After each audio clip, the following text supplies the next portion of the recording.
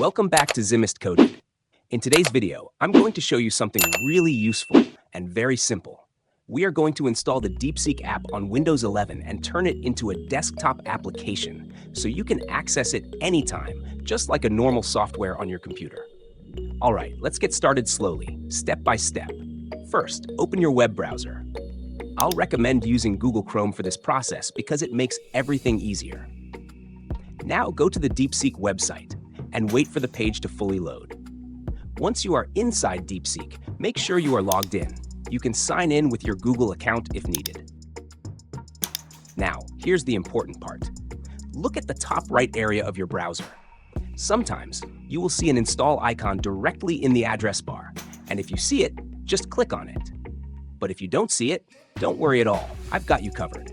Just click on the three dots at the top right corner of Chrome. From the menu, move down and look for the option that says Cast, Save, and Share. Hover over it, and then click on Install Page as App.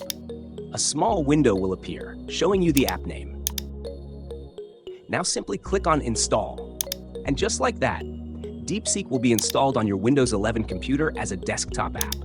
Give it a few seconds, and boom, it will open automatically. Now notice something interesting. It no longer feels like a browser tab. It now behaves like a real application on your PC. Let me close it quickly so you can see what changed. Now check your desktop. You should see the DeepSeek icon right there.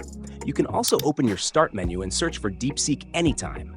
And if you want even faster access, just right-click it and choose Pin to Taskbar, or pin it to Start for easy access. And that's it. You've successfully installed DeepSeek on Windows 11 as a desktop app. Now you can launch it anytime with just one click. If this video helped you, give it a thumbs up and let me know in the comments what tutorial you want next.